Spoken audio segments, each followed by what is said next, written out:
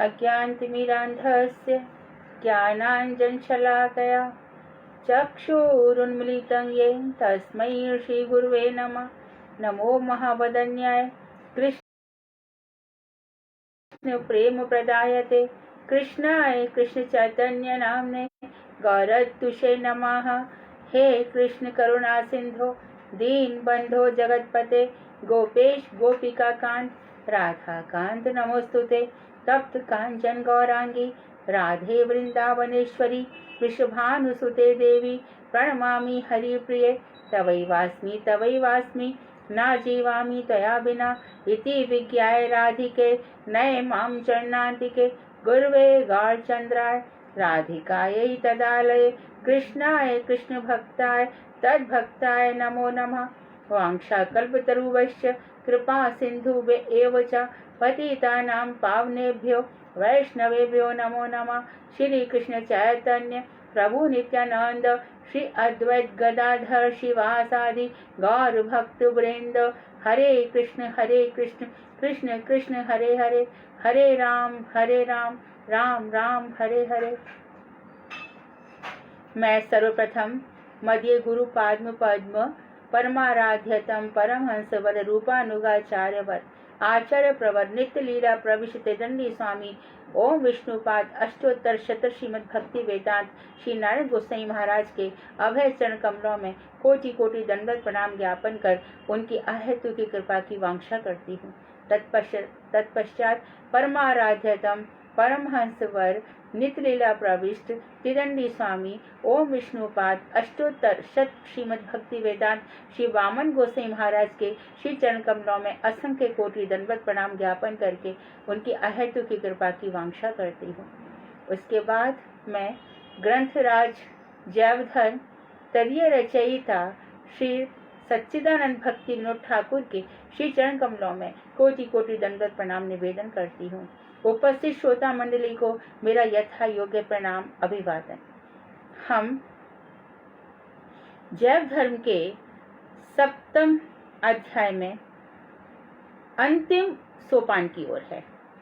हमें इसमें बताया गया था संसार क्या है, जीव क्या है, और उसके बाद बताते बताते हम यहाँ तक आ गए कि गृहस्थ भक्त कैसे होते हैं, गृहस्थ संत कैसे होते हैं, गृहस्थ त्यागी कैसे होते हैं। तो उनके लिए हमारे मन में बड़ी श्रद्धा हुई कि घर में रहते हुए भी जो त्याग पूर्वक रहता है, इसके लिए एक बहुत ही जो सब प्रथम उपनिषद है उसका नाम है ईशावास्य उपनिषद। ईशावास्य उपनिषद का प्रथम मंत्र है ईशावास्यमिदं यत् सर्वं यत् किंच ईशावास्यमिदं सर्वं यत् किंच जगत्यां जगत् तेन त्यक्तेन भुंजेता मां कस्यस्विद गृद्धधनम्। इसका यह अर्थ है कि यह सारा संसार ईश्वर से व्याप्त है। कोई भी वस्तु ऐसी नहीं है जो ईश्वर से व्याप्त नहीं है। जो हमारा शरीर है, जो शरीर संघात है, वो भी किस तरह से बना है? भगवान से पहले प्रकृति निकलती है, भगवान देखते हैं कारण अन्न से विष्णु, फिर प्रकृति, और प्रकृति इस अपने 3 गुणों की साम्य अवस्था में रहती है। उसके बाद भगवान की दृष्टि से उसमें क्षोभ उत्पन्न होता है, महत्व तो प्रकट होता है, महत्व से अहंकार प्रकट होता है। अहंकार के बाद फिर चित्त, बुद्धि, मन, ये सब प्रकट होते हैं, इंद्रियां प्रकट हो जाती हैं और मन बुद्धि इसमें आ जाते हैं। मन बुद्धि चित्त अहंकार ये सूक्ष्म शरीर हो जाता है, और 5 महाभूत और 5 तन्मात्राएं, सारा खेल इसी का ही और कुछ भी नहीं है। ये सब प्रपंच है। जो इसको जान लेता है वो इस प्रपंच में फंसता ही नहीं है कि भैया सबके साथ ही तो ऐसा है। तो अंतर कहाँ आ रहा है? मन में। और प्राचीन संस्कार, प्राक्तन संस्कार, पूर्व जन्म में जो किया है उसका भोग ही इस जन्म में है, और इस जन्म में जो किया जा रहा है वो अगले जन्म की तैयारी है। तो यदि हम किसी के प्रति आकर्षित हो जाते हैं, आकर्षित होने के बाहरी कारण क्या क्या होते हैं? सौंदर्य, धन, यौवन, आरोग्य। भाई इसको कुछ नहीं होता, ये बीमार नहीं पड़ता, ये चीजें हमें, और विद्वता, बड़ा भारी पढ़ा लिखा है। ये भारी संसार में आखिर कितने लोगों को देखेंगे? पिछले जन्म में भी तो ये सब देखाए थे, उसी का परिणाम है कि ये जन्म फिर मिल गया, फिर हमारे आसपास लोग आ गए। तो अभी हमें क्या करना है कि उन सबको ना देख करके हमें आंखें बंद कर लेनी है और अपना ध्यान कराना है। और ध्यान में क्या करना है, अपने चित्त में देखना है। चित्त में क्या है, राधा कृष्ण विहार कर रहे हैं, वहीं पर हमारे गुरुदेव खड़े हैं, वहीं पर भगवान का कुंज है, निकुंज है, वहाँ सब सखियां हैं, वही हमें ध्यान करना और कुछ ध्यान करना नहीं है। बाहरी जगत तो हर जन्म में मिला, हर योनि में मिला। आहार, भय, निद्रा, मैथुन, ये सारी योनियों में है। खाओ, इंसान को डर रहता है एक दूसरे से, और बस सो जाओ और बच्चे पैदा करो। काम सुख, जिसको विषय जड़ सुख बोलते हैं, ये सब योनियों में है। इसलिए मनुष्य को नफरत हो जाती है, चिढ़ हो जाती है, क्या इसी के लिए मेरा जीवन था? तो भगवान क्या करते हैं कि आहार का जो हमारा भाग है, हम आहार की तरफ जो भागते हैं, उसके लिए भगवान ने उपवास रखे। निद्रा के लिए भगवान ने कहा ब्रह्ममुहूर्त में उठो, नींद को जीतो। अर्जुन ने नींद को जीत लिया था, इसलिए वो गुडाकेश कहलाते थे। इसका प्रमाण भी मिलता है कि भगवान श्री कृष्ण और अर्जुन दोनों गलगलियां डाल के सोते थे। जहाँ अर्जुन के चरण थे वहाँ भगवान श्री कृष्ण का मस्तक था, और जहाँ भगवान के मस्तक थे वहाँ अर्जुन के चरण थे। इतना दोनों में प्रगाढ़ प्रेम था, क्योंकि अर्जुन आर्जव, सरल, एकदम सरल थे। और वहां पर रुक्मणी जी कहती है कि तुम कहाँ मेरे पास से उठकर बार बार बाहर जाते हो। तो भगवान ने कहा देखो रुक्मणी, बाहर अर्जुन सोया है, तो आके देखो। तो देखा रोम रोम से कृष्ण कृष्ण कृष्ण की आवाज निकल रही है। बोले मैं इसको छोड़ नहीं पाता, ये मुझे नहीं छोड़ता, क्योंकि मैंने बोला है ये यथा माम प्रपद्यन्ते ता सतः भजामि हम। जो मेरा जैसा भजन करता है मैं उसका वैसा भजन करता हूँ। तो इस तरह से अर्जुन को जो सिखाया वही हम सबको सिखाया गया। लेकिन हम क्या करते हैं, विषय सुख में अपने आप को विस्मृत कर लेते हैं, अपने आप को भूल जाते हैं। इतने सुंदर मंत्र हैं, मंत्र राज है, उनकी महिमा हमें समझ में नहीं आ रही, क्योंकि हम बाहर की तरफ जा रहे हैं। लेकिन जब हम हृदय में ध्यान करते हैं तो ये महिमा प्रकट हो जाती है। प्रकट नहीं हो रही है तभी तक ऐसा है कि क्या है क्या है, लेकिन हम आचार्यों को अनुसरण कर रहे हैं, आचार्यों को फॉलो कर रहे हैं। इसलिए क्या हुआ, महाराज जी ने गौड़ीय गीति गुच्छ बना दिया कि देखो तुम ये सब पढ़ो। देखो भक्ति विनोद ठाकुर ने कायिक भजन कैसे बताया, देखो मानसी भजन कैसे बताया है। उसमें फिर बताते हैं, कहते राधा कृष्ण प्राण मोर जुगल किशोर, जीवने मरने एक गति और नहीं मोर। तो जब हम पढ़ते हैं तो हमारा जो आवेश है उसमें चला जाता है। जो आवेश विषय सुख में था वो कहाँ बढ़ जाता है, एकदम चित्त सुख में, परम चेतना में। तो 5 प्रकार की जो अवस्थाएं हैं, जैसे कि सबसे पहले आच्छादित चेतन। आच्छादित चेतन जैसे कि पेड़ पौधे इत्यादि हैं, पर्वत इत्यादि हैं। इसके बढ़कर आ जाते हैं तो अर्ध मुकुलित अवस्था रहती है, थोड़ी थोड़ी चेतन अवस्था बढ़ जाती है, अर्ध विकसित रहती है, फिर पूर्ण चेतन अवस्था आती है। पूर्ण चेतन अवस्था में व्यक्ति एकदम आचार बन जाता है। हमारी चेतना उनसे थोड़ी कम है, बार बार बट जाती है। तत्व ज्ञान के अभाव में, तत्व ज्ञान नहीं है। कहाँ मैं देख रहा हूँ, सोचो तो सही एक बार। कहाँ मैं जा रहा हूँ, सोचो एक बार। क्या मैं कर रहा हूँ, सोचो एक बार। मेरे इस कर्म का क्या परिणाम होगा, क्या मुझे मिलने वाला है, कौन बताएगा? आचार्य बताएंगे। आचार्य कहाँ से बताएंगे? शास्त्रों से बताएंगे। शास्त्र कौन है? जो हम पढ़ रहे हैं। तो ये हमारी सुप्त अवस्था से क्या हो जाती है, परम चेतन अवस्था हो जाती है। तो यहाँ पर आगे बता रहे हैं कि आनंददास कह रहे हैं, तुमने मुझसे बहुत सी बातें एक साथ पूछी, मैं एक एक का उत्तर दूंगा। ग्रह त्याग से थोड़ी या अधिक उसका कोई संबंध नहीं है। पूर्व और वर्तमान संस्कारों के बल से कोई गृहस्थ भक्त कम उम्र में ही ग्रह त्याग का अधिकारी हो जाता है। तो उम्र का इससे कोई संबंध नहीं है। हमारे ध्रुव, प्रहलाद, किसी को भी ले लो, जिन्होंने बाल भाव से ही भजन किया है। बाल भाव से भजन करना चाहिए। क्यों? क्योंकि आत्मा को अभ्यास की जरूरत है। Practice makes man perfect. अभ्यास है बचपन से ही। घर से जा रहा है, अरे राधे राधे बोल, हरे कृष्णा बोल। आज एग्जाम है, एग्जाम में चल 10 बार महामंत्र बोल, तो बच्चे को आदत पड़ जाएगी कि मुझे हर स्थिति में भगवान का भजन करना है। माँ, मेरे नाना जी, मामा जी, चाचा, उनकी डेथ हो गई, रोने लगा। अरे नहीं बेटा, कोई बात नहीं, वो कहीं नहीं गए, यही कहीं घूम रहे हैं, हरे कृष्णा बोल, महामंत्र बोल।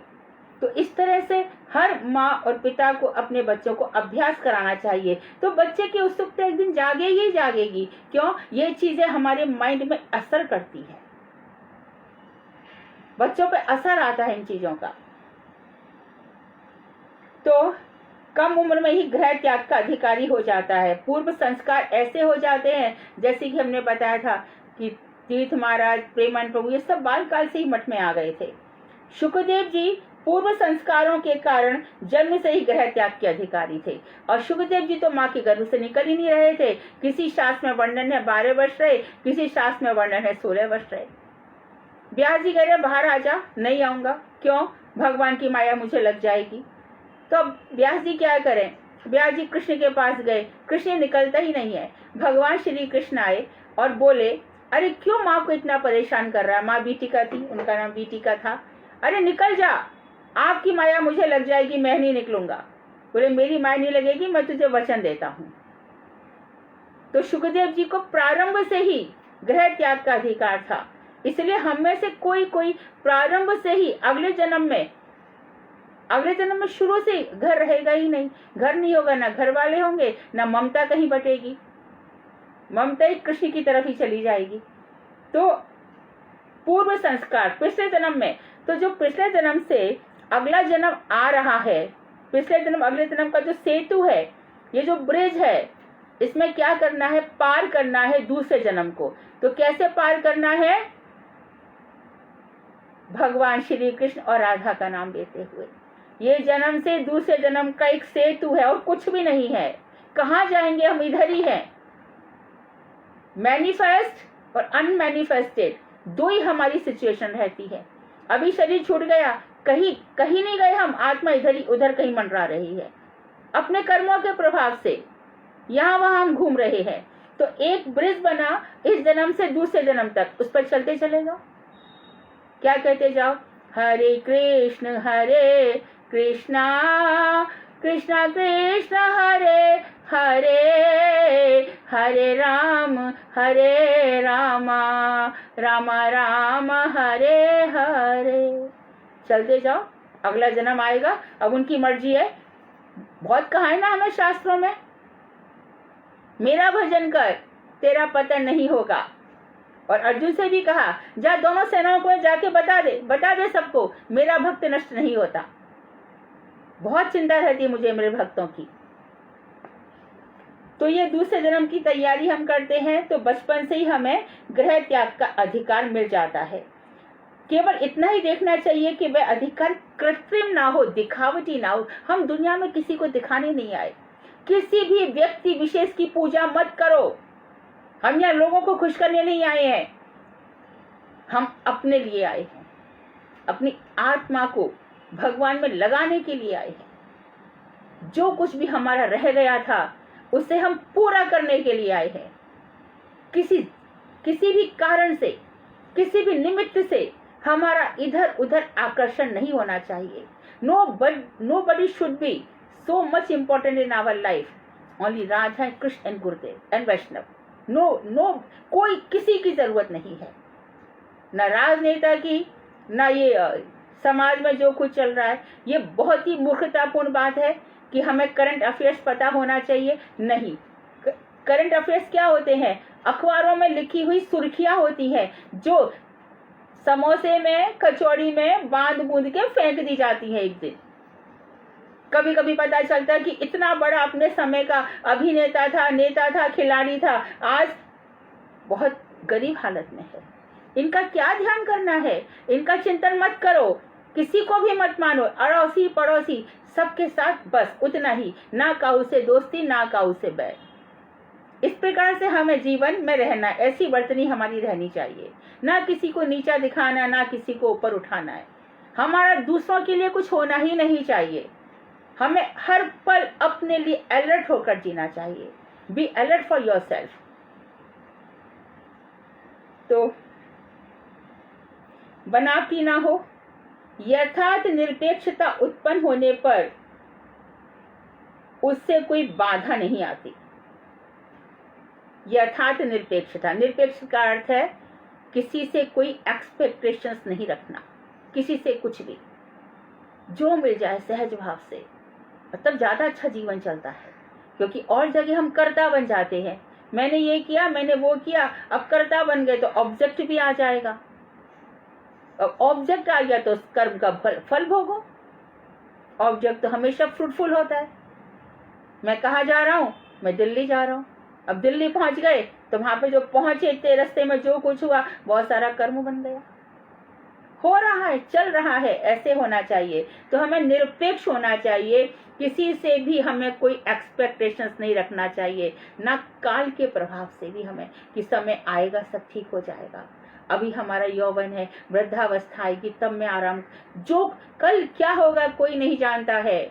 मृत्यु देह के पीछे पड़ी रहती है। अभी इसी वक्त से अपनी ये जो हमारे हाथ में भजन है, यही हमारा सब कुछ है।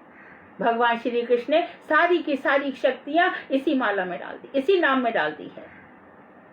इसलिए गुरुदेव के अधिकांश जो लेक्चर्स हैं उसमें गुरुदेव यही कहते हैं, कुछ मत करो, भजन करो और बस क्या बोलो, जो कुछ भी आप कर रहे हो, सुनो सखी वहां जाइए जहां बसे ब्रजराज, गोरस बेचत हर मिले, एक पंथ दो काज। कुछ भी करो, करते रहो, भगवान सब जगह है। कर से कर्म करो विधि नाना, मन राखो जहां कृपा निधाना। तो इस प्रकार से हमारा जीवन चलते रहना चाहिए। भजन ही हमारे जीवन में मुख्य होना चाहिए। बाकी तो वो कह रहे हैं, क्या कह रहे हैं? अनन्य चिंतयन्तो माम ये जना पर्युपासते तेषां नित्याभियुक्तानां योगक्षेमं वहाम्यहम्। जो अनन्य भाव से मेरा चिंतन करते हैं, तो क्या करते हैं आप? मैं उनका योगक्षेम स्वयं वहन करता हूं। कैसे करता हूं? अजित मिश्र की कथा गीता में सब लोग पढ़ रहे हैं, मैं उसको सूत्र में बताऊंगी बिल्कुल पॉइंट में, जिससे हमारी भक्ति और सुदृढ़ हो। अजित मिश्र के पास एक ही धोती थी, वही धोती उनकी पत्नी, जब अजित मिश्र जाते थे तो घर में अच्छी धोती वो पहन लेती थी, पुरानी मिश्र जी पहन लेते थे, और बाहर जाते थे तो अदल बदल हो जाता था। बाहर चले गए एक बार, उसके घर में वो गीता पर कमेंट्री लिख रहे थे, टीका लिख रहे थे, वहां पर यही वाला श्लोक था, योगक्षेमं वहाम्यहम्। तो उन्होंने कहा, ऐसा भगवान क्यों कह रहे हैं? यदि भगवान ऐसी रक्षक है तो फिर मेरी रक्षा क्यों नहीं कर रहे? मुझे लगता है कि गीता में ये श्लोक किसी ने डाल दिया है, ये भगवान का कहा हुआ श्लोक नहीं है। लाल पेन उठाया और उसमें 3 लाइनें लगा दी, नहीं ये इसका है ही नहीं। बाजार चले गए, थोड़ा बहुत सौदा जो मिलेगा लेके आ जाऊंगा, लेकिन यहाँ पे क्या किया आप, हमारे ठाकुर जी सबसे पहले कांवड़ लेकर के अपने घर में पहुंच गए। दरवाजा खुलवाया, बेचारी अपनी सब अंग को छुपाती हुई बाहर आई। छोटा सा एक बालक देखा, मंद मंद मुस्कान, सुनहरी अलकावली, सुंदर सुंदर आंखें उनकी मंद, और कानों में हल्के से कुंडल हैं। बड़ा प्यारा सा बच्चा, कांचनी पहने हुए पीले रंग की, सांवला सलोना सुंदर सुकुमार सामने देखी तो एकदम देखती रह गई। उसके हाथ में ये था। अरे मुझे देखो मत, पहले ये बताओ सामान कहाँ रखूं, मुझे दुख रहा है। सामान रखवाया, देखती रही। बोले ये क्या है? बोले कि आज पंडित जी ने मेरे ऊपर बहुत सारा सामान रख दिया और मेरे को बोले कि तू घर जा, मैं आ रहा हूँ। अरे पंडित जी तो किसी के साथ ऐसा करते नहीं। बोले क्या नहीं करते? देखो मेरी छाती पे निशान देखो, 3 खून की लकीरें पड़ी थी। मिश्रानी जी एकदम घबरा गई, पंडित जी तो ऐसा कुछ करते नहीं। बोले बैठो लाला, तुम्हारे लिए कुछ प्रसाद बनाती हूँ। गई, बटुई हाथ में ली, लाला गाया। पंडित जी आए, नीचे मुख एकदम लटक रहा है, मुरझाए हुए एकदम, मृत अवस्था में अचेतन, आज क्या खाएंगे, घर में घुस रहे हैं, नीचे कुछ ऊपर देख ही नहीं रहे हैं, बटलोई लिए हुए, एक चला गया, एक आ रहा है तो देख रही हैं। और पंडित जी ने जरा सा नीचे जरा सा उठा करके देखा, पंडितानी आज मैं कुछ नहीं ला सका, आज तो हमें ऐसे ही रहना पड़ेगा। पंडितानी बोली कुछ दिमाग सही है ना, क्या बोल रहे हैं आप, इतना सब कुछ तो आपने भेज दिया, लेकिन किसके साथ भेजा, एक बालक आया था और आपने उसको मारा भी। क्या मारा मैंने कि उसके वक्षस्थल पे 3 रक्त की रेखाएं थी। पंडित जी सिहर गए, रोम रोम सिहर गया उनका। बोले अरे अंतर्यामी परमात्मा भगवान मेरे हर एक कार्य को इस प्रकार से देखते हैं। विचलित हो गए। तो उस दिन के बाद से उनकी भक्ति दृढ़ हो गई। तो कभी कभी संकट आना, परीक्षाएं आना भी अच्छा है। नहीं तो कुंती कभी प्रार्थना नहीं करती कि मेरे ऊपर विपत्ति पे विपत्ति आ जाए। ये हमारे मार्जन के लिए है, प्योरीफाइंग प्रोसेस के लिए है, इनसे क्या घबराना। तो ये होगी निरपेक्षता, यथार्थ, सच्ची, कहीं किसी से कोई आशा नहीं रखनी है। और कृत्रिम निरपेक्षता किसे कहते हैं, तो इन्होंने बता दिया कि यथार्थ निरपेक्षता उस दृढ़ मजबूती को कहते हैं जो किसी समय टूटती नहीं है, निरंतर बनी। भक्ति में कोई बाधा नहीं आती, कोई प्रकार की कामना हमारी भक्ति के ऊपर ना चढ़ जाए। वैसे भी जो सही नाम कर रहा है उस पर डिजायर कैसे हावी हो सकती है। नाम में इतनी शक्ति है कि उसके आगे जो भी चीजें आएंगी वो टकरा टकरा के खत्म हो जाएंगी। नाम में तो वो शक्ति सारी इच्छाओं को खत्म कर देता है, कोई डिजायर रहती नहीं है। तो नाम यदि सही है तो वो अपना काम करेगा ही करेगा। तो यथार्थ निरपेक्षता उसको ही कहते हैं। और इसका जो सिलसिला है, इसका सूत्र कभी टूटता ही नहीं है। एक दफे बस ये हमारे हृदय में प्रवेश हो गया तो कृष्ण एक कील होती है, कील जाता है, हृदय में गढ़ जाता है, फिर वो कभी निकलता नहीं है। कृत्रिम जो बनावटीपन है, बगुला भगत, उनका क्या होता है, उनको बहुत रेपुटेशन चाहिए, प्रेस्टीज, मैं मेरा, मैं साधु हूँ, मैं सच्चा साधु हूँ। ये सब वो झूठी सच्ची बात हम समझते ही हैं। धूर्तता, मक्कारी, दुष्टता और शठता दुष्टता से पैदा होती है। ये सब बनावटीपन है। तो निरपेक्ष ग्रह त्यागी जिनको कुछ नहीं चाहिए, बस भगवान का भजन चाहिए। जो राधा जी ने उद्धव जी से कहा, उद्धव तुम्हारे सखा से जिसने प्रेम किया वो अपने बगल में पोथी रखकर, अर्थात क्या, भागवत जी लेकर, और नीचे कॉपी कंथा पहनकर घर से निकल जाता है। कृष्ण जैसे रखेंगे वैसे ही रहूंगा, फिर उसका अपना कुछ भी नहीं होता। ये है संपूर्ण समर्पण, संपूर्ण शरणागति। वो मेरे हैं, वो मुझे जैसा चाहे रखेंगे, मुझे मंजूर है। निरपेक्ष ग्रह त्यागी भक्तों जैसा सम्मान पाने के लिए कोई कृत्रिम निरपेक्षता का स्वांग रचते हैं। होता क्या है कि सच्चे साधुओं को बहुत सम्मान मिल जाता है। जो प्रतिष्ठा है वो सच्चे साधु के पास बार बार आती है, सिद्धियां आती हैं उनके पास हर प्रकार का। कितनी प्रकार के हम देखते हैं स्वामी महाराज के जीवन में, हम देखते हैं पूज्य नारायण गोसाई महाराज बाम, ये तो हमारे सामने ही है। सिद्धियां वहां पर आती है, वो उनकी तरफ देखते तक भी नहीं है, आ जाती है तो चलो ठीक है, शुद्ध भक्ति केंद्र बना दो, चलो ग्रंथों का प्रकाशन करवा दो, लोग आएंगे यहाँ भजन करेंगे, भगवान का ये बनवा दो। और उनको क्या करना है, लेकिन वो आती हैं, जरूर आ जाती हैं। तो निरपेक्ष ग्रह त्यागी भक्तों जैसा सम्मान पाने के लिए कोई बनावटीपन दिखाता है, किंतु ऐसी निरपेक्षता बिल्कुल निरर्थक और अमंगलजनक होती है। इसमें कभी कल्याण नहीं होता, कभी भी नहीं होता। तुम्हारी जैसी कामना है वैसा ही फल है। क्या भगवान इतने कमजोर हैं कि बनावटी लोगों को भी वैसा ही दे देंगे जो कि सच्चे भक्त हैं? कभी भी संभव नहीं है। सच्चे भक्तों के जीवन में कभी कभी जैसे कल उपदेशामृत में हमने देखा, बहुत कुछ विसंगतियां देखी जाती हैं, लेकिन वो तात्कालिक है, मोमेंटल है, निकल जाती है। ग्रह त्याग करने के साथ ही ऐसी निरपेक्षता दूर हो जाती है और उपद्रव उपस्थित हो जाते हैं। तो भक्ति बड़े उपद्रव लेकर आती है। और शुरू में आप देख लेना, प्रारंभ में थोड़ी थोड़ी भक्ति होगी तो बहुत कुछ आने लग जाएगा। अरे भगवान मुझे स्वप्न में दिखाई दिए, मुझे ये दिया वो दिया, और फिर क्योंकि वो दृढ़ हुआ ही नहीं, अपने आप को उसने एस्टेब्लिश किया ही नहीं, इसलिए क्या होता है, भक्ति उपद्रवी हो जाती है। और फिर देखा हमने कितने लोगों को, हम देख रहे हैं स्त्रियों के प्रति ममता हो जाती है, धन के प्रति ममता हो जाती है, और जाने जितना भी संसार का कचरा है वो सब उसके जीवन में घुस जाता है। तो सच्चा भक्त होगा, उसका त्याग, सच्चे भक्त के 2 लक्षण जरूर हो जाएंगे, उसमें ज्ञान भी होगा और वैराग्य भी होगा। वो त्यागी हो जाएगा, हर चीज को बस मुस्कुराते हुए देखता रहेगा। वो दृष्टा है, भोगता नहीं है। उन चीजों को भोगने के लिए थोड़ी जगत में आया था। तो ऐसे लोगों की भक्ति में उपद्रव कर देती है। मैं, मेरा पैसा, मेरा धन, मेरा रेपुटेशन, मेरी इज्जत, मेरी प्रेस्टीज, मेरी नौकरी, तमाम चीजों की, तमाम जितना भी कचरा है सब। कितनी नौकरी की, दिन रात एक कर दिया, करोड़ों कमाया, और फिर लेके क्या गया, गधाई तो था। क्या किया उसने, बोलो।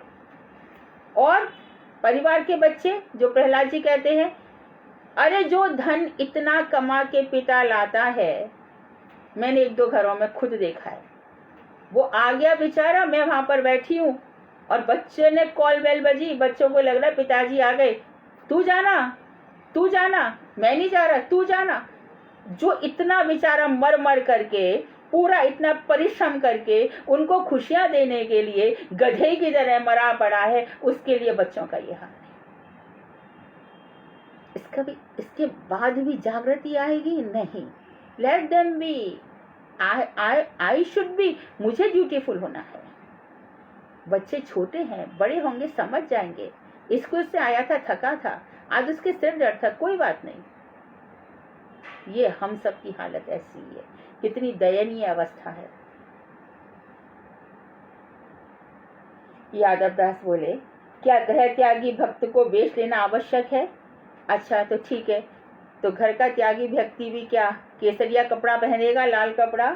आनंददास जी कह रहे थे कि संसार की माया ममता से दूर हो जाने पर निरपेक्ष अकिंचन भक्त वन में रहें अथवा घर में, वो सारे जगत को पवित्र करते हैं। देखो, निरपेक्ष भक्त में संसार की माया ममता नहीं रहेगी। भजन करते करते जितनी भी माया ममता थी दूर हो जाएगी, सारा आकर्षण भी खत्म हो जाएगा। देख चुका है ना घर में, देखो देखो, ध्यान से देखो, पुत्र का जन्म देखा और पिता की मृत्यु देखी, एक मर रहा है, एक जी रहा है, ऐसे तरह से सृष्टि का प्रवाह चल रहा है। पिता मरा, पुत्र जिया, यही संसार है। एक मर रहा है, एक उत्पन्न हो रहा है, तो उसको यह घर संसार देख करके वैराग्य हो जाता है। तो वो आगे कहते हैं, ऐसे लोग कहीं भी रहें, घरे थाके बने थाके, कहीं भी रहें, वो सारे पुनाति पुनाति पुनाति भुवनत्रयम, वो घर को ही नहीं, तीनों लोगों को पवित्र करते हैं। उनमें कोई कोई भिक्षुक आश्रम के चिन्हों द्वारा परिचित होने के लिए कौपिन कंथा आदि धारण करते हैं। कोई कोई घर में ऐसे रह सकते हैं, कौपिन कंथा, आगे थोड़ी सी धोती वोती पहन लिया और थोड़ा सा एक दुपट्टा डाल दिया। कौपिन कंथा ग्रहण करने के समय कुछ लोग ग्रह त्यागी वैष्णवों की साक्षी देकर अपनी प्रतिज्ञा दृढ़ करते हैं। इसी का नाम भिक्षाश्रम प्रवेश है। यदि तुम इसी को बेच लेना कहती हो तो कोई आपत्ति नहीं है। उन्होंने ये कहा कि जब कौपिन कंथा ग्रह त्यागी ग्रहण कर लेते हैं तो वो वैष्णवों की साक्षी, किसी भी वैष्णव को साक्षी बना करके अपनी प्रतिज्ञा दृढ़ करते हैं कि आज से मैं ग्रह त्यागी ही रहूंगा, घर से मेरा कोई लेना देना नहीं है। दरअसल 50 वर्ष के बाद धीरे धीरे धीरे धीरे बिल्कुल ही मन हटा लेना चाहिए एकदम। और जो परम बुद्धिमान है वो तो प्रारंभ से ही करेंगे, ध्रुव और प्रहलाद के समान बचपन से ही करेंगे। राम गए, लक्ष्मण गए, भरत और शत्रुघ्न, उनको क्या आकर्षण किया क्या पत्नियों ने? भरत जी को महलों ने आकर्षित किया क्या? वो तो नंदीग्राम में बैठे रहे ना, मौका था 14 वर्ष का, नहीं किया ना। आकर्षक होता ही नहीं है। कहाँ पर है मेरा ध्यान? जहाँ मेरे भगवान है। और क्या लिया? चरण पादुका। कहाँ बैठ रहे हैं? भात। तुलसीदास जी कह रहे हैं जो न होत जग जन्म भरत को, तासु धर्म धुरि धरन धरत को। यदि भरत का जन्म नहीं हुआ होता तो धर्म की धुरी को कौन धारण करता। तो ये लोग इस तरह से प्रतिज्ञा कर लेते हैं घर का त्याग करके। ऐसी कहीं कहाँ मिलेंगे? दादाजी कहाँ पर है? अरे नदी के पास बुर्जी है ना, वहां बैठे होंगे। दादाजी कहाँ है? अरे घाटों पे बैठे होंगे, वहां कोई पंडित जी होंगे, कथा वथा चल रही होगी, वहां पे बैठेंगे। दादाजी कहाँ है? अरे अक्सर तो उनका समय मठ मंदिर में ही निकलता है। सुबह से निकल गए? हाँ हाँ, वो तो सुबह से निकल, कुछ खा पी के गए क्या? चाय पानी? अरे चाय पिए तो उनको बरसों हो गए। ऐसी उनकी पहचान हो जाती है। इसी को कहते हैं भिक्षाश्रम प्रवेश। यदि तुम इसको यदि कह सकते हो कि ये वेश लेना है तो तुम कह सकते हो, कोई बात नहीं है, कोई इसमें आपत्ति नहीं है।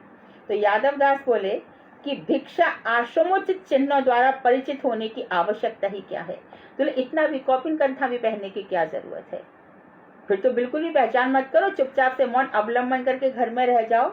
तब आनंददास ने कहा कि जगत में भिक्षाश्रमी के नाम से परिचित होने में बहुत लाभ है।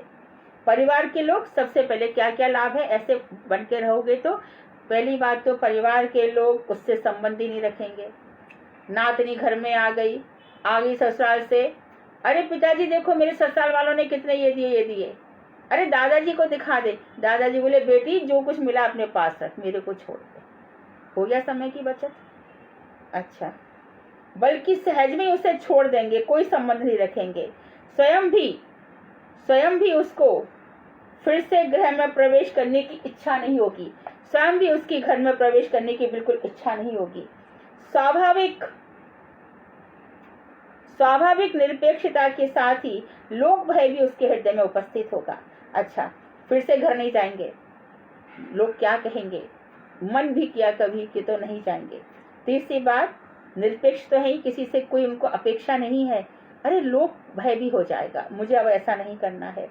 तो परिपक्व निरपेक्ष गृह त्यागी भक्तों के लिए वेश ग्रहण चाहे किसी काम का हो या ना हो, किंतु किसी किसी के लिए वेश आश्रय कुछ कुछ सहायक होता है। तो थोड़ी सी उसके अंदर ये आ जाती है, अभी मैंने वेश धारण कर लिया, अब मुझे बहुत सतर्क रहना पड़ेगा। कौपिन कंठा पहन लेता हूँ, लोगों ने कह दिया कि ये गृह त्यागी है, तो थोड़ा भी मन डामाडोल हुआ तो वो नहीं होगा, परिपक्व अवस्था हो जाएगी। तो परिपक्व किसी किसी के लिए वेश आश्रय सहायक होता है।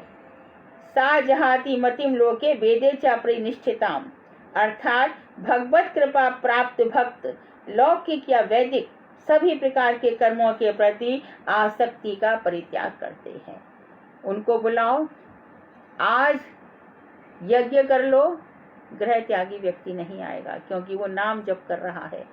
किसी भी, अरे आज एक धर्मानुष्ठान चल रहा है, अरे भाई आज पंचायत चल रही है, आज एक गांव में कुछ मुसीबत आई, आप उसमें बैठेंगे? नहीं भाई, तुम लोगों का काम है, तुम करो। तो कहीं भी किसी भी प्रकार के अनुष्ठानों में नहीं जाएंगे। ऐसे भक्तों के लिए वेश आश्रय की विधि नहीं है, जिन्होंने मन से सब कुछ छोड़ दिया। परिपक्व अवस्था में वेश आश्रय की जरूरत नहीं है। वो तो अवधूत होते, कहीं भी जाए, कहीं भी बैठे, कहीं भी करें। उनको केवल लोक अपेक्षा तक की आवश्यकता होती है, बस इतनी ही लोक अपेक्षा तक की आवश्यकता होती है। इसको भी बता रहे हैं कि यादव दास बोले कि वेश आश्रय किससे ग्रहण करना चाहिए। तो आनंददास बोले गृह त्यागी वैष्णवों से वेश आश्रय ग्रहण करना चाहिए। तो उनको भी किससे लेना चाहिए? जो उनके पुराने, जिन्होंने घर का छोड़ दिया है, उनसे ले सकते हैं। गृहस्थ भक्तों को गृह त्यागी भक्तों के व्यवहारों का अनुभव नहीं होता, इसलिए उन्हें किसी को भी गृह त्यागी का वेश नहीं देना चाहिए, क्योंकि जो घर में रह रहे हैं वो गृह त्यागी भक्तों को वेश नहीं दे सकते, क्योंकि उनको कोई अनुभव ही नहीं है। तो जो गृह त्यागी कंठा इत्यादि धारण करेगा, उसके लिए उसको लोक की अपेक्षा रहती है, जैसा कि अभी हमने बताया। कौन सा? कि जो खुद गृह त्यागी है वो उनसे अपना वेश ले सकते हैं। ब्रह्म वैवर्त का पुराण का कहना है, अपरिक्षोपदिष्टम यत् लोकनाशाय तद्भजे तद्भवेत, अर्थात स्वयं आसन न करके जो धर्म उपदेश करता है वह जगत में उत्पात का कारण होता है। जो खुद फॉलो नहीं करता, दूसरों को बताता है तो बड़ा उत्पात मच जाता है, उसकी बातें असर नहीं करती, क्योंकि हर बात में उसका कपट रहता है, हर बात में स्वार्थ रहता है, हर बात में प्रतिष्ठा और धन की कामना रहती है। ऐसे लोगों की बातें चित्त में असर नहीं करती है। तो फिर उन्होंने कहा कि वेशाश्रय प्रदान करने के समय गुरुदेव को किन किन विषयों पर विचार करना चाहिए।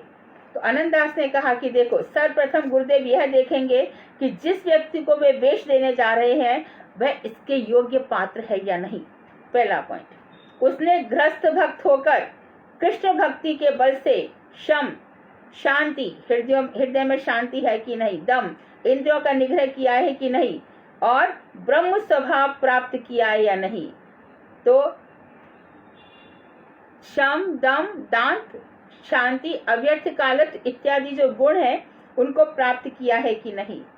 अर्थ पिपासा, धन की इसको लालसा, तृष्णा और जिह्वा की लालसा, खाने पीने की लालसा दूर हुई है कि नहीं। वे कुछ दिन तक शिष्य को अपने निकट रखकर उसकी परीक्षा करेंगे। जब उसको उपयुक्त पात्र समझेंगे तभी उसको कह सकते हैं कि आप हमसे ग्रह त्याग का वेश ले सकते हो। इससे पहले किसी भी तरह वेश देना उचित नहीं है। अनुपयुक्त पात्र को वेश देने से गुरु का भी पतन हो जाएगा। तो गुरु जी भी सोच समझकर वेश देंगे।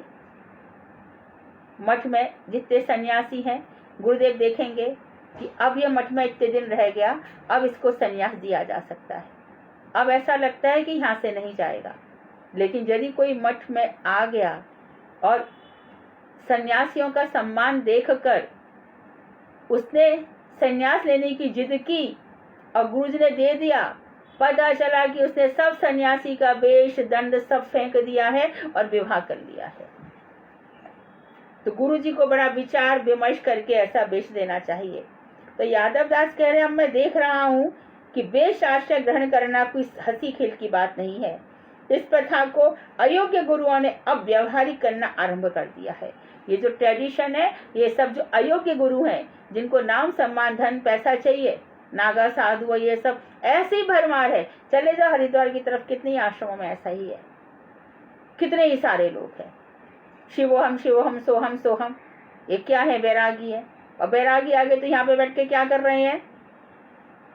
कुंभ में भी ऐसे लोग आते हैं और वहाँ पे बैठ करके वो कितना बड़ा हुक्का है उसको गड़गड़ पीते रहते हैं। ब्रह्म का तो नाम ही नहीं जानते क्या होता है। अरे हम ही ब्रह्म है भाई, हमने सब छोड़ दिया, घर वर छोड़ दिया। ऐसे लोग हैं ये। तो इस प्रथा को अयोग्य गुरुओं ने व्यवहारिक करना आरंभ कर दिया है। कहा नहीं जा सकता अंत तक कैसी अवस्था होगी। भक्तिविनोद ठाकुर घबरा रहे हैं, अभी से ये हाल है, जब और समय बढ़ता जाएगा तब और कैसी हालत होगी। आनंददास बोले, श्री चैतन्य महाप्रभु ने इस पद्धति को पवित्र रखने के लिए नितांत क्षुद्र दोष देने पर भी छोटा हरिदास को कठोर दंड दिया था। क्या था? मालिनी देवी के पास गए थे, 84 वर्ष की थी, उनसे चावल ले आए थे। महाप्रभु जी के लिए चावल लेने गए थे। चावल बनाए गए, परोसे गए, बड़ा सुंदर स्वाद था। लेकिन जैसे महाप्रभु जी ने खाया, छोटा हरिदास तुम मुझे अपना मुख मत दिखाना। क्या देख लिया था उन्होंने ऐसा? छोटा हरिदास ने, वो तो भक्त था ना, क्या देख लिया था?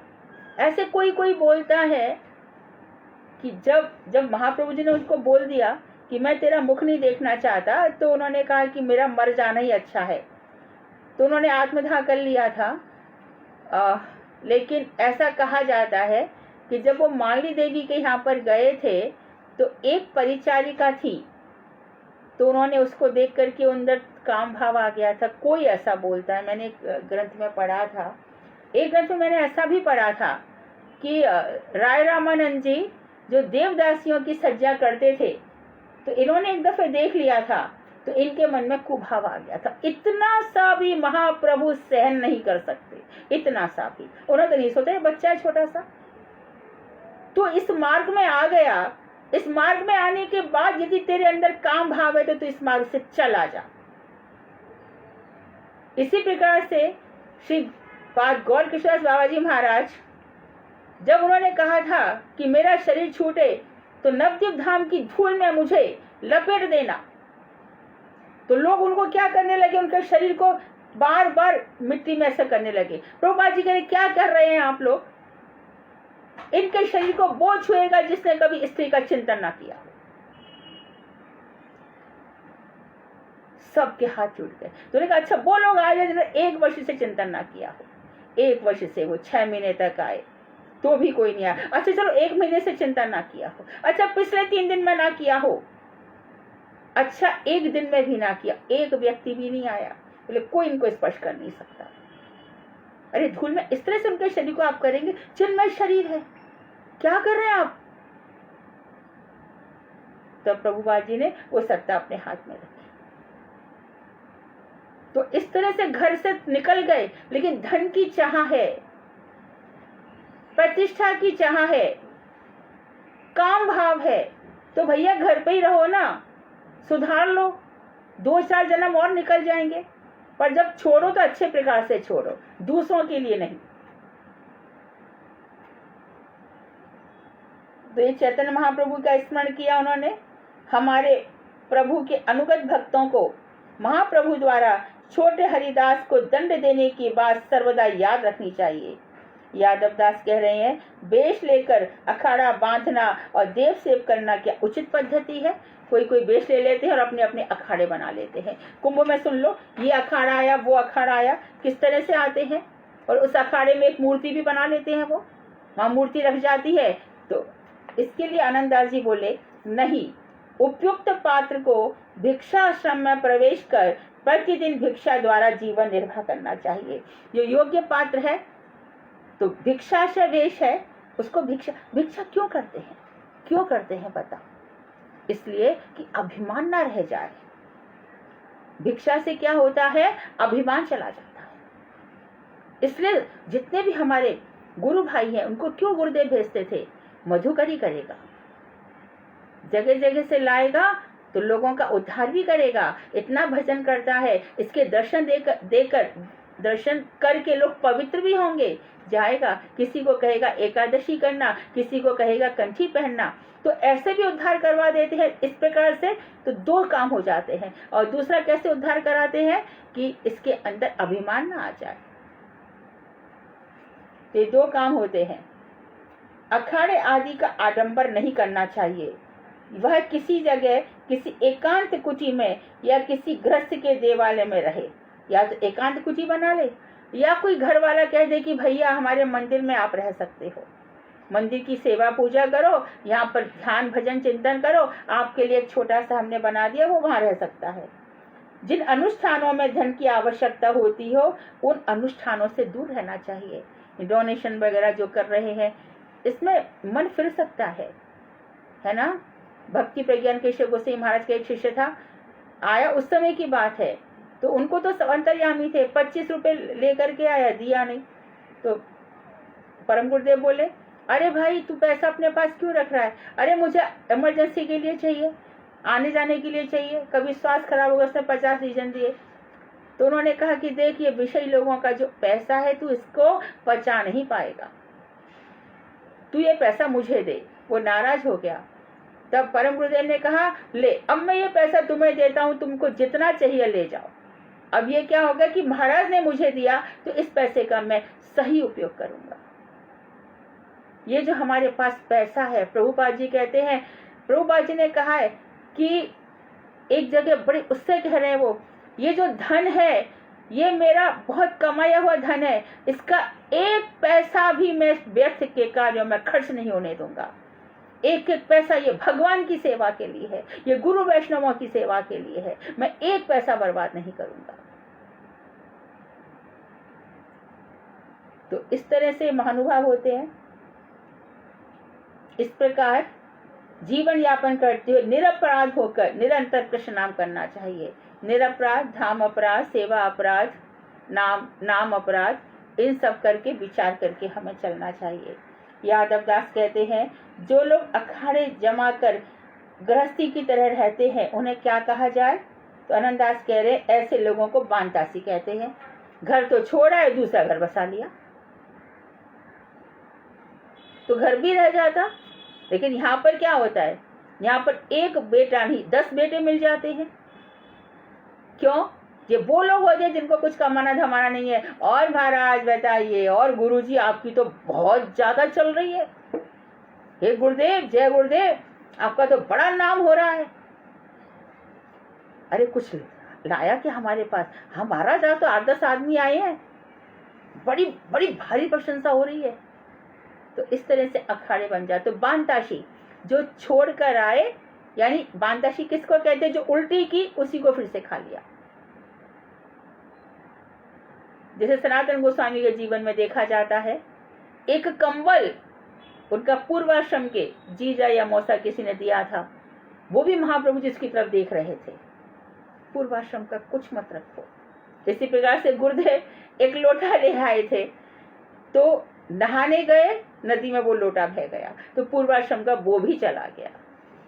तो जो कुछ छोड़ दिया उसको फिर से स्वीकार नहीं करना, छोड़ दिया तो छोड़ दिया, इस तरह से। तो बांतासी कहते हैं जिसे एक बार बमन उल्टी कर दिया उसी को बार बार खाना है, वो बांतासी कहा जाता है। क्या तब वे वैष्णव नहीं रहते? जब उनके व्यवहार अवैध, इल्लीगल और वैष्णव आचार के विरोधी होते हैं, तब उनका संग करने से लाभ ही क्या है? ऐसे लोगों का संग क्यों किया जाए? खुद तो वैष्णव है नहीं, हमें क्या वैष्णव बनाएगा? अब तो उन्होंने शुद्ध भक्ति का भी परित्याग कर दिया और दुराचार ये सब करते हैं, कलेक्शन करते हैं चंदा के बहाने, और घर घर जाते हैं, और फिर घर घर जाकर के छोटा हरिदास जैसी स्थिति हो जाती है। उन मैया के घर जाओ और मैया से मीठी मीठी बातें करना, आपके हाथ का खाना मुझे बहुत अच्छा लगता है, आपके घर में भगवान की बहुत सेवा है, वहां तक करते करते बस कहाँ तक पहुंच जाते हैं। तो ऐसी दशा में उनके साथ वैष्णवों का संबंध ही क्या रहा?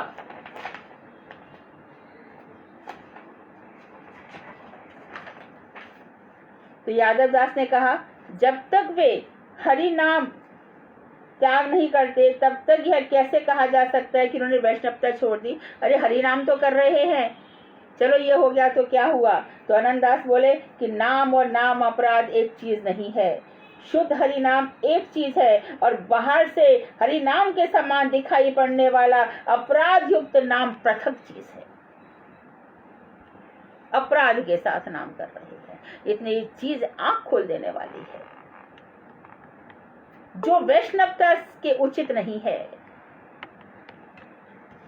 ऐसी हर चीज का त्याग करना पड़ेगा, नहीं तो ये नाम अपराध है। तो नाम और नाम अपराध एक नहीं है, शुद्ध हरिनाम एक चीज है, और बाहर से हरिनाम के समान दिखाई देने जैसा अपराध युक्त नाम अलग चीज है। जहां नाम के सहारे लोग पापाचार कर रहे हैं, अर्थात नाम भी कर रहे हैं, पाप भी करेंगे। इसमें ये सब भी आ जाएगा, नाम भी कर रहे हैं और टीवी भी देख रहे हैं, नाम भी कर रहे हैं, घर का काम भी कर रहे हैं, नाम भी कर रहे हैं, फोन पे बात भी कर रहे हैं, ये सब इसी श्रेणी में आ जाएगा। नाम से बढ़कर भगवान सामने है, भगवान सामने है, उनसे बढ़कर कौन? तो भगवान के प्रति अपमान हुआ कि नहीं हुआ? मैं नाम साक्षात ठाकुर जी हैं और मैं उनका तो भजन कर रहा हूँ नहीं। बाजार में गया, हरे कृष्णा, दुकानदार से बात हो रही है, हरे कृष्णा, घर में कोई आ गया, माला चल रही है। अरे भगवान का सम्मान कहाँ है फिर? भगवान और टीवी एक हो गए, भगवान और आम जनता एक हो गई? कभी भी नहीं, ये पापाचार है, कभी ऐसे मत करना। अर्थात नाम भी करेंगे और पाप भी करेंगे। नाम के प्रभाव से पापों से छुटकारा तो आखिर मिल ही जाएगा, ऐसी भावना से जो हरिनाम किया जाता है वह भी नाम अपराध होता है। नाम के सहारे पाप करना, हरे कृष्णा करते आओ, जो भी पाप है सब करते जाओ।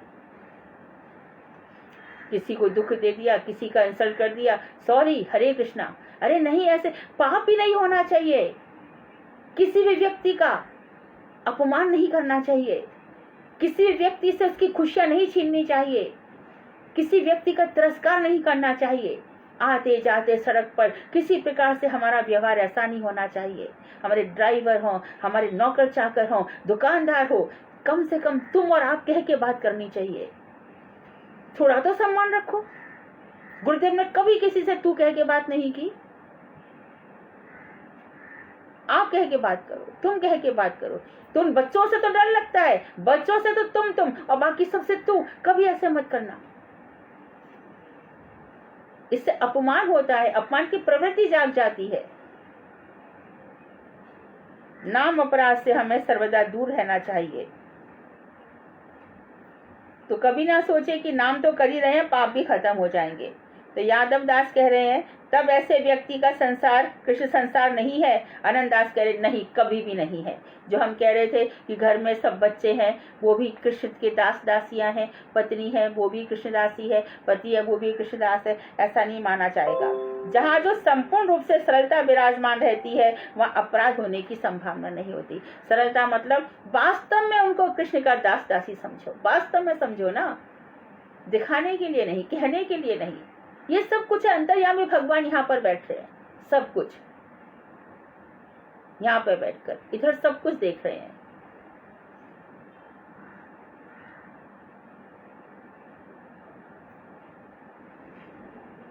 यादव दास बोल रहे हैं कि जब से भक्त ही नहीं रहे, जब वे भक्त ही नहीं रहे तब किसी भक्त के साथ उनके तारतम्य का कोई प्रश्न ही नहीं उठता। जब वो भक्त ही नहीं रहे तो यादव दास ने कहा ऐसी दशा में उनके उद्धार का क्या कोई रास्ता है। यादव दास प्रश्न कर रहे हैं जब वो भक्त नहीं रहे तब किसी भक्त के साथ उनके तारतम्य का कोई प्रश्न ही नहीं उठता। आगे कहा ऐसी दशा में उनके उद्धार का क्या कोई रास्ता है। समय हो रहा है। आनंदास कह रहे हैं हाँ है, यदि वे अपने समस्त दुराचारों को परित्याग कर दे, जितना भी हमसे बढ़कर राम भरोसे बैठ के सब काम उजरा ले, जैसी जाकी चाकरी तैसा ताकू दे। यहाँ पर बैठकर भगवान सबका ध्यान कर रहे हैं। जैसा जिसका होता है भगवान उसको वैसा ही देते हैं। इसलिए हमेशा सरल बनो, सही बनो, ऑनेस्ट बनो। देर लग रही है, देर लग जाए, क्या गृहस्थों का उद्धार नहीं होता क्या? हो सकता है। नई गृह त्याग हो रहा है, मत करो, घर में रह जाओ, घर से पाठशाला बनाओ, सीख लेंगे। एक जन्म नहीं 2 जन्म में, किसी न किसी जन्म में तो घर छूट ही जाएगा। तो हम दुराचार परित्याग करके निरपराध होकर रोते रोते हाय मेरी कैसी दुर्दशा है, हे राधा जी कहाँ मैं आपसे छूट करके संसार में आ गई, मेरा रखवाला कौन है। तो गुरुदेव का दिखते कि वहाँ गुरुदेव खड़े हैं, गुरुदेव मुझे उठा लो, संसार बहुत भयभीत है, मेरे प्राण बचाओ, यहाँ से मुझे उठा लो। तो फिर वे भक्तों की श्रेणी में आ जाते हैं जो निरपराध होकर भजन कर रहे हैं। तो आज हम यहाँ पर विराम देंगे। वांछा कल्पतरुवश्य कृपा सिंधु एव च पतिता नाम पावनेभ्यो वैष्णवेभ्यो नमो नमः। हरे कृष्णा। हरे कृष्णा दीदी, दंडवत प्रणाम। हरे कृष्णा। दीदी ये बताइए, जैसे कोई हरि नाम तो करता है लेकिन वो जैसे बोले गुरुदेव से दीक्षा ले लो या गुरु धारण कर लो, वो करना नहीं चाहते तो उनको फोर्स नहीं करना चाहिए ना? बिना गुरु के कल्याण नहीं है, गुरु करना पड़ेगा। चाहते ही नहीं है ना, नहीं चाहता तो कभी तो चाहते नहीं, वो चाहेंगे नाम है ना, नाम करते करते उनकी इच्छा एक दिन जागेगी। थोड़ा उनको सिखाओ कि ऊपर के मार्ग में ले जाने के लिए गुरु जी ही है, गुरु ही सर्व समर्थ है जो हमें ऊपर ले जा सकते हैं। गुरु जी के बिना किसी का कल्याण नहीं हुआ। तुमको बहुत सारे उदाहरण दे सकती हो सबके, यहाँ तक कि सुखदेव जी, उनके जब गुरु नहीं थे, पिताजी ने उनको भागवत का अध्ययन तो कराया, परंतु उनको दीक्षा थोड़ी दी थी। दीक्षा के लिए आए ना जनक जी की सभा में, उनको भी कहा निगुरा का कहीं भी उनको बताओ कि गुरु जी की आवश्यकता क्यों है, उनको सिखाओ। बिन गुरु ज्ञान विवेक न होई और बिन हरि कृपा सुलभ नहीं सोई। बिना गुरु की कृपा के ज्ञान नहीं होता। और गुरु कब मिलते हैं? जब भगवान श्री हरि कृपा करते हैं। हाँ वही ना, उनकी कृपा के बिना तो संभव ही नहीं है। हाँ फिर यूँ कहते हैं कि जब दीक्षा ली तो आपको किसने फोर्स किया था, आप हमें क्यों फोर्स कर रही? नहीं, धीरे धीरे उनका से पूछा भी उनका धीरे धीरे नहीं ले, धीरे धीरे होगा, जरूर क्या होगा। पता उनका क्या पता उनका समय ना आया हो, ये भी तो हो सकता है। देखो क्या होता है, अभी हमारे कई जन्मों के संस्कार रहते हैं, है ना, तो वो हाँ, संस्कार जाते जाते जाते इतनी जल्दी नहीं किसी का भी बताया ना, किसी का बचपन से ही हो जाता है, और जैसा तुम ठीक ही कह हाँ, रही हो कि अभी समय नहीं आया उनका, हो जाएगा धीरे धीरे। मुझे ऐसे तुमने इसलिए कहा उनको, मैंने कहा शायद आपका भी समय नहीं आया, वो जागृत नहीं हुआ राइट, इसलिए आप रेडी नहीं। हाँ सही है फिर सही मैंने है। ये कहा कि चुप हो गई, मैंने कुछ नहीं कहा।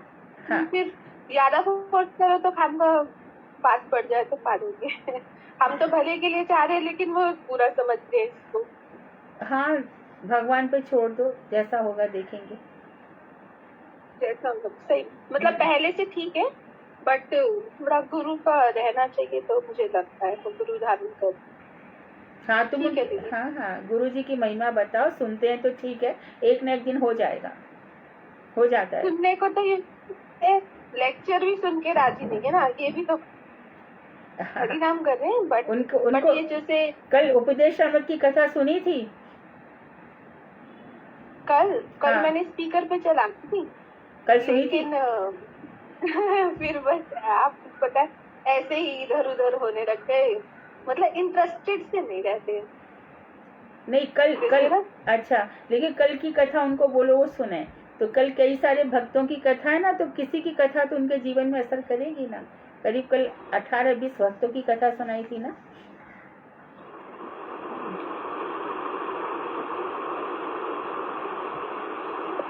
हरे कृष्णा। हरे कृष्णा जी। मैं हाँ और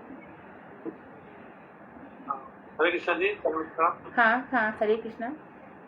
इसमें एक आनंद दास जी कहते हैं कि कृष्ण भक्ति के बल से सम दम आदि और ब्रह्म स्वभाव प्राप्त किया है। कि ब्रह्म स्वभाव, can you explain little bit? या जो हाँ, ब्रह्म स्वभाव इसका होता है, जो भगवान में कुछ गुण रहते हैं ना, तो वो अपने भक्तों में कुछ भावों का संचार कर देते हैं।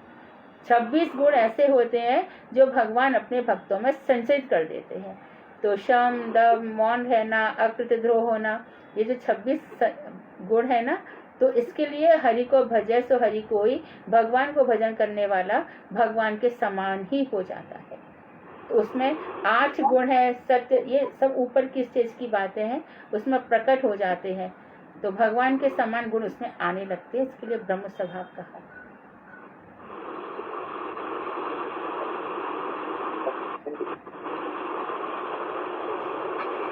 हरे कृष्णा दीदी, दंडवत प्रणाम। हाँ दीदी, जैसे दीदी बता रही हैं, तो उस स्थिति में भगवान का प्रसाद भी बहुत पावरफुल होता है। हाँ, है ना, बहुत प्रसाद खा के भी बुद्धि बदलेगी, सही है। बहुत असुर बदल गए बहुत। हाँ बिल्कुल सही है। विदेशी लोग स्वामी महाराज ने क्या किया, प्रसाद के बल पे तो उतना। हाँ, उनको सबको खुद प्रसाद बना के खिलाते थे, सही है।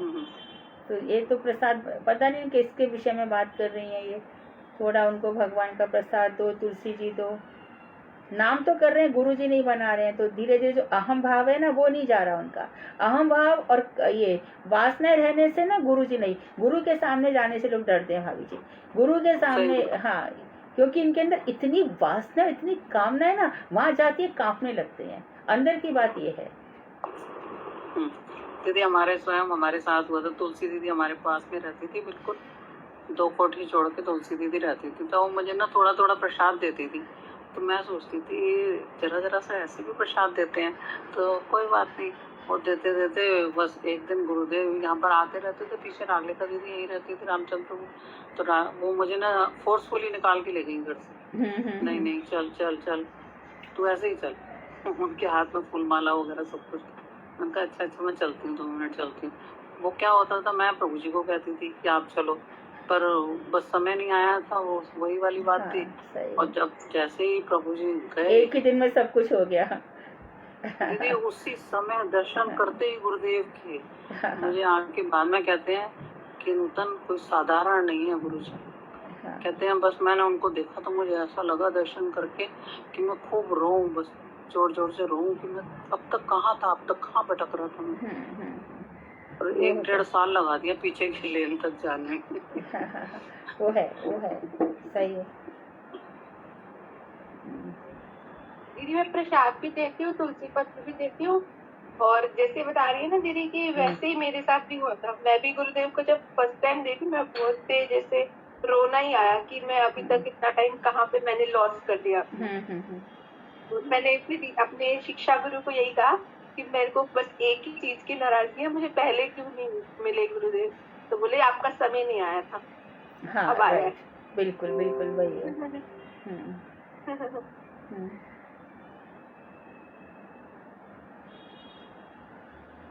ठीक है फिर। विघ्नेश, हरे कृष्णा दीदी। कल हाँ। की कथा तो बहुत अच्छी थी दीदी आपकी, मतलब हमें भी बहुत कुछ सुनने को मिला। वो हाँ, कल सपना का साथ पूरा आगे का नहीं सुना था। हाँ हाँ, कल कथा ऐसी थी कि वो मतलब भक्तों का किस तरह से मनोबल। जीवन होता है। हाँ, और भगवान का नाम कितना असर कर जाता है, मुख्य बात ये थी। वही।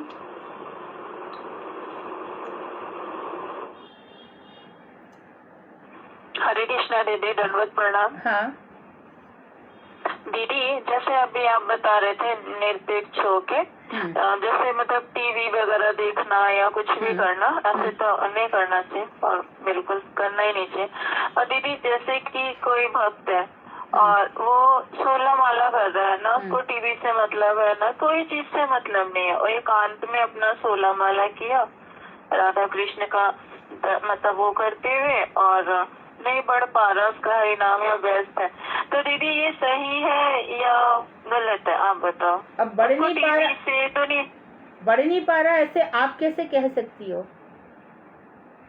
वो 16 माला कर रहा है ना, तो आप ये चाहती हो कि 20 माला और करे, मतलब 20 करे, 25 करे? नहीं, ये नहीं 20 भी हो जाती दीदी मेरी, मैं अपनी बात कर रही हूँ। जैसे कि लोग 1-1 लाख हरि नाम, थोड़ा मतलब मैंने देखा है ना, मैं तो नहीं रहती हूँ भक्तों के साथ, मेरा उठना बैठना बहुत कम है, मठ ही जाती हूँ मैं, और बातें भी कर रही है, और 1-1 लाख हरि नाम, तो मेरे मन में आता है मेरा 1 लाख कब होगा? तुम्हारा तो दीदी तुम क्वालिटी भजन करो, क्वांटिटी पे मत जाओ। बिल्कुल है नहीं, ना, बिल्कुल। तो जो लोग ये सब बात कर रहे हैं, मेरा- सब कर रहे हैं, उनका भजन है ही नहीं। तुम अपना भजन शुद्ध रूप से करो, एकदम किसी भी प्रकार के अपराध से रहित, एकांत में होकर के, किसी को मत देखो।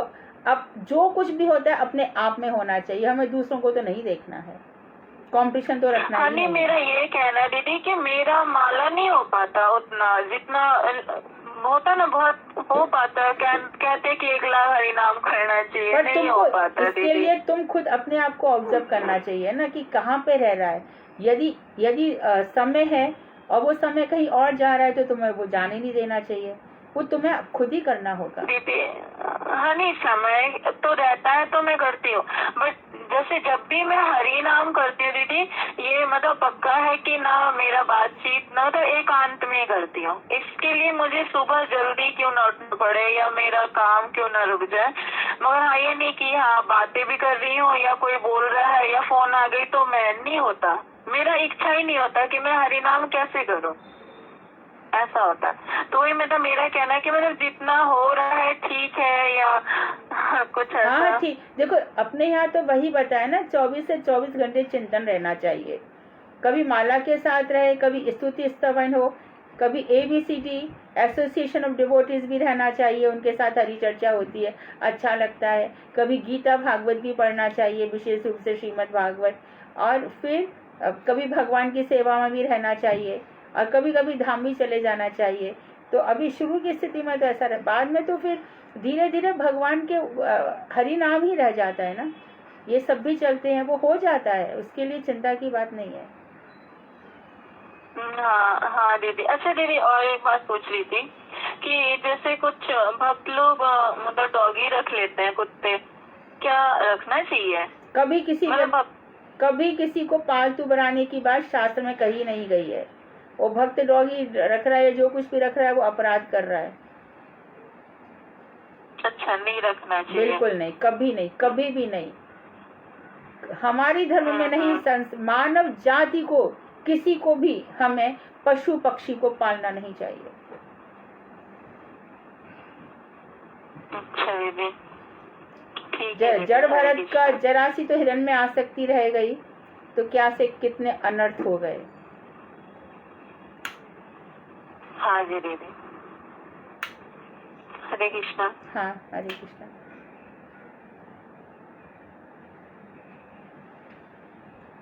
ठीक है, फिर कल मिलते हैं। वांशाकल्पतरुवश्य कृपा सिंधु एव च पतितानां पावनेभ्यो वैष्णवेभ्यो नमो नमः।